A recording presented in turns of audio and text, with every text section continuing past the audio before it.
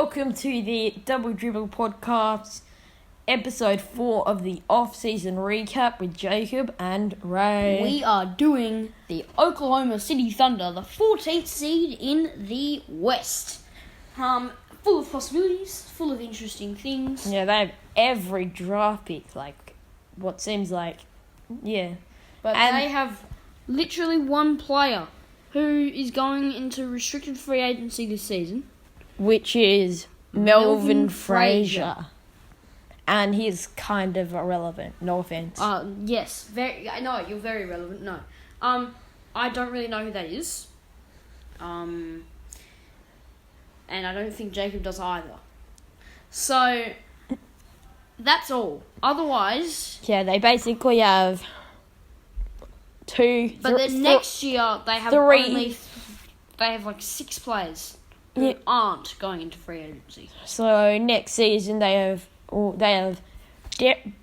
Derek Favors, with 1 year left, he's earning $10 million. They'll look to get rid Darius of him. Baisley and Ty Jerome, who are both in restricted free agency, earning about $4 million. Mike Muscala has a team option for this season, and then he's unrestricted after. Pokuševski, Trey Mann are both have 1 year left, then team options. And Lou Dort and Isaiah Roby both have team options with Kenrich Williams with a $2 million contract. So, a lot of angles. Yeah, so they basically have Shea, they have Josh Giddey's team option, they have Alexei Pokuševski's team option, Trey Mann's team option, Jeremiah Robinson-Earl, and Theo Maledon. How many of these players they want to bring back? I think most of them. Yeah, I think Mike Muscular, he's got a team option. I don't think they'll bring him back. No, I don't think they will either. Because also, I think that they have 16 players, so they need to get rid of a few people. And, of course, they have the 2nd and 12th pick, so... both those guys will come in, so there's a couple of players they're going to have to let go. I think Muscala will be one, and they might try trade Derek Favors. I'm not sure what the trade market would be. Yeah, Derek Favors, maybe, I don't know, one of their seconds. I'm not really sure what they'll get out of that. But maybe just less cap. Just get rid of that. Just get rid of that cap, yeah. Free up for maybe a first. Absolutely. That's what they'll be looking for. Yeah, so they have, again, like other teams have done, but mostly like the Pistons, they have around $50 million cap for this year. They have a lot of money, but unlike the other three teams that we've done, they have clearly chosen their option of what they're going how they're going to rebuild. They are already down their path. I think over the next 6 years, I think they have like 13 first-round picks and 13 second-round picks, which is absurd. Like, that's... And it's not like they've traded for, like, basically every Clipper pick in the Paul George trade. What other picks? That'd be Westbrook? Yeah, they got from Westbrook. Yeah, they've just done little things along the way to get 2 picks here, 1 pick here, a big splash on Paul George to get about 4 picks back, and all of a sudden, bang, you're set up. And they're one of the teams that the whole NBA and everyone watching the NBA is like, they are going to have to really screw this up not to be great. Yeah, like... Because even in 4 years, they're going to have an extra first-round pick every draft. So even if they're great, they're still going to have they're still going to be able to keep going. Yeah, they're still going to have probably around the 15th pick. Like, I don't want to get ahead of myself, but like a dynasty, they could be. Yeah, this is a very possible option or possibility because you've got the main piece in Shea, they have Josh Giddey, they have Trey Mann, Pokuševski, Lou Dort, all people like this who they've recently picked up and are on rookie contracts, and what I noticed is that they don't have a lot of bigs. No, I reckon, and that's where them having the second pick in this year's draft, which we'll talk about more, helps with the 3 main big men. Yeah. So then that'll help. They will move on from Derek Favors' big contract after this season. So then they basically don't have a centre on the rest of their roster. Yep. So they'll probably get one of Chet Holmgren Or Paolo Banchero or Jabari Smith to run their 5 probably. most likely, one of Paolo Banchero or Jabari Smith. Yeah, I just have blame. We'll talk about that a bit more later. Yeah. But yeah, so they have a lot of flexibility with their team because they do have quite a few players locked up, but they have trades to make. They have what seems like too many first round picks, and also you think maybe in a couple years they go, they could be at the competing stage, say in 2 years. And they could be like a 4 seed. Then they go, there could be a draft that they might not want to be part in. And they have like the 15th and 20th pick. They say, dump it all off. Just trade these picks, trade a mid-level player for that all-star player. Because that's also what picks do. You can draft with them or you can trade them. And then all of a sudden they can jump from, this is definitely getting ahead of ourselves, but yeah. All of a sudden they jump from the 4 seed to the 2 seed. Yeah. And then all of a sudden they're fighting for the championship. So, OKC, they are, I'd say out of all the teams that are like... Not in the play-in or playoffs. Not in the play-in, they have the most potential.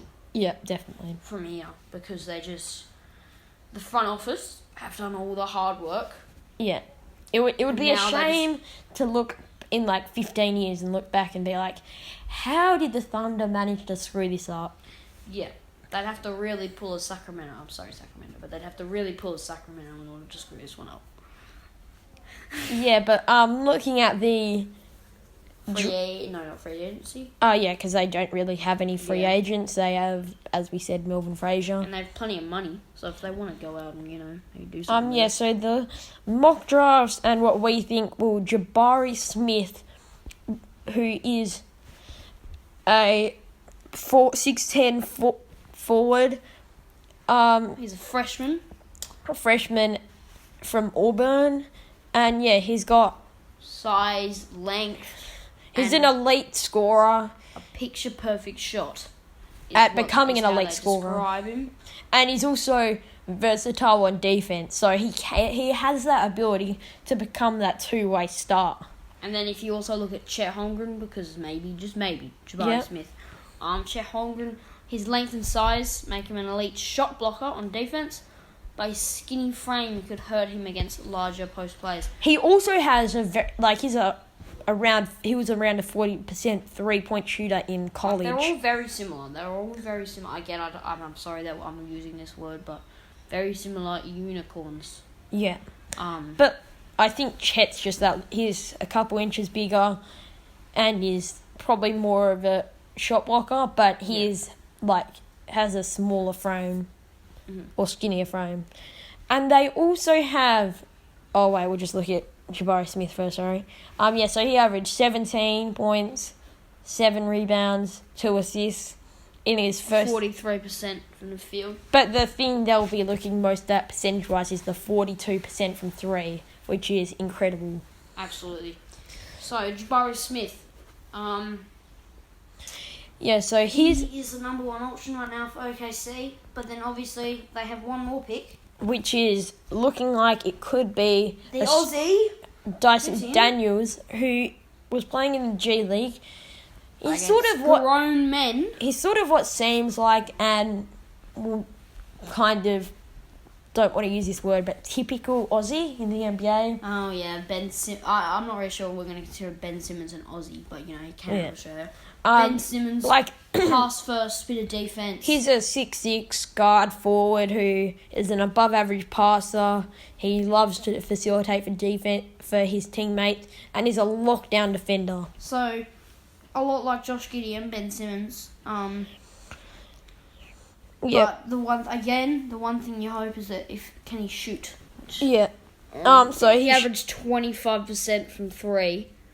And on 3.6 attempts per game. Which could hurt him. Which will definitely hurt him. Yeah, but he did average 5% from the field. He did average 11, 6 and 4, which comparing to the others isn't very impressive, but in the G League, which is a professional league, is very impressive.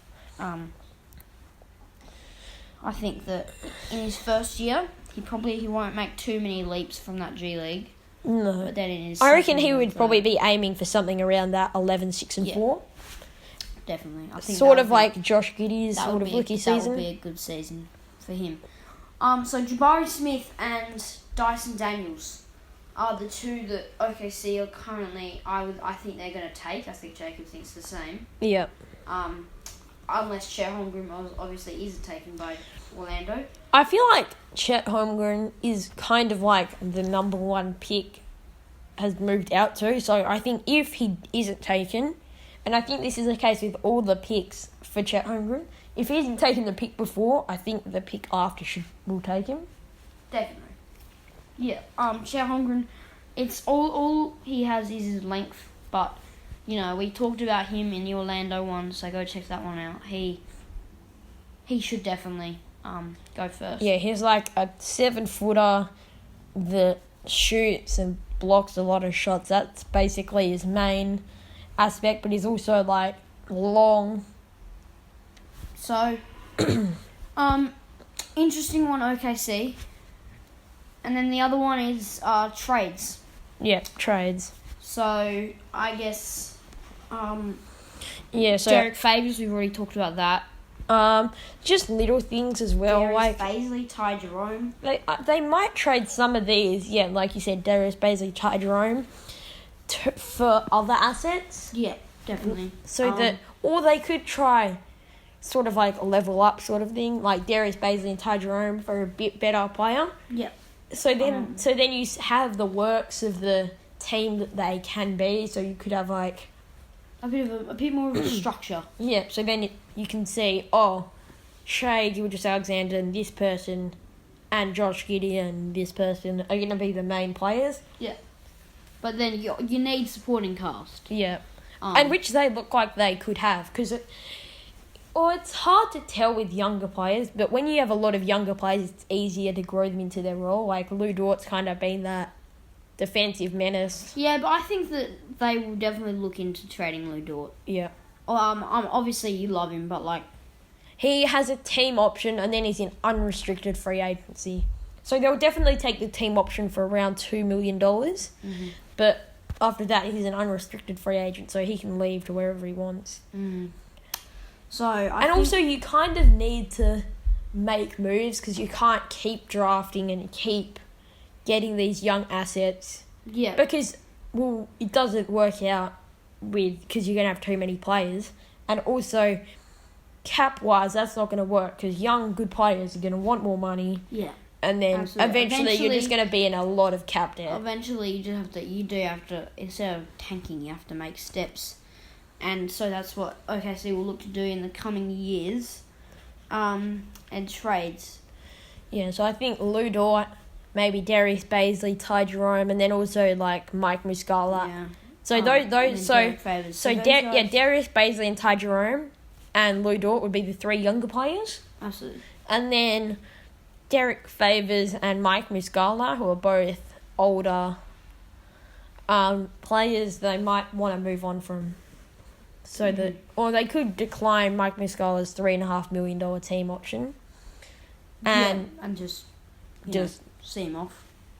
Let him go. But Derek Favors has the $10 million guaranteed this year and then is unrestricted. I think they'll look to get rid of Derek Favors.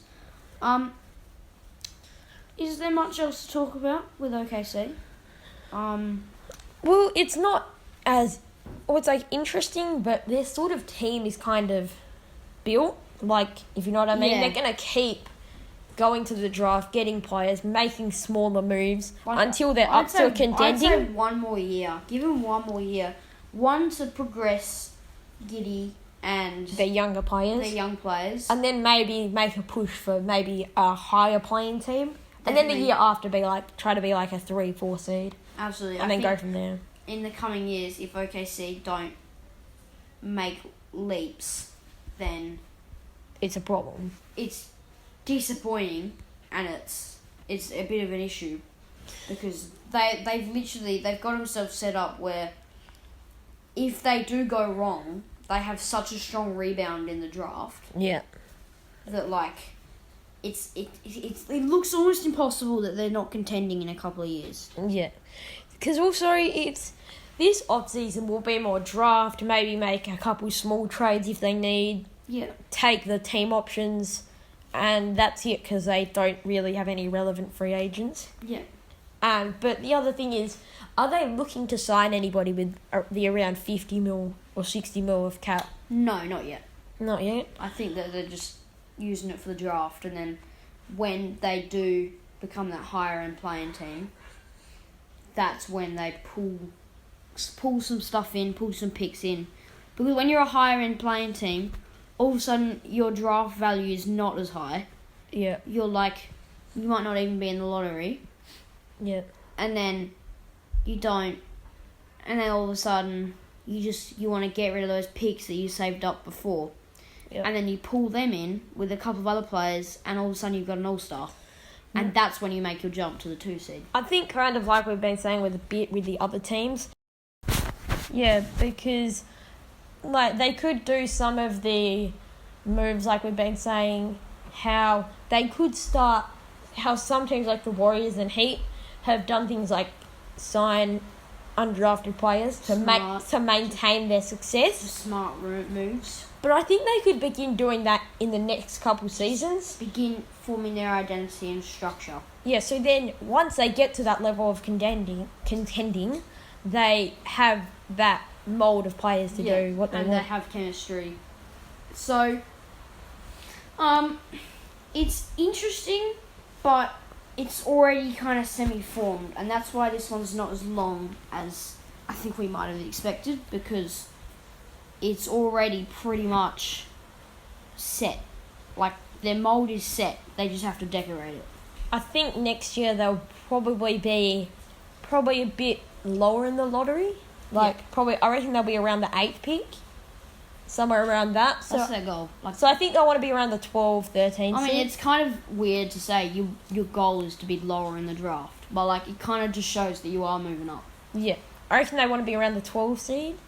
Absolutely. And then next year they're looking to be in the play-in. And then they're slowly making these baby steps. Until they go from the play-in to the playoffs to contending. So I reckon in about 4 years they could be, genuine contenders. Definitely. Okay. Definitely. So that's the... Like and subscribe, I guess. That's it. The next one is the 13th seed in the East. Who... Might be... Sacramento's in the West, my bad. In the East... That might be the Indiana Pacers, maybe. I'm not really sure. I think they're a bit better than... But we will get the right team, so... Eventually. We will have the 13th seed in the East.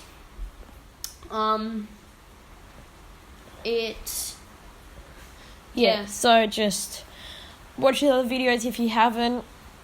Make sure to watch the podcast, which we're also dropping weekly. We'll be making another one soon. That we'll be talking about some other things, like what's happened in the NBA, what's happening in the playoffs, any injuries, other news, like how the all defensive teams have just dropped. So we'll have a discussion about that.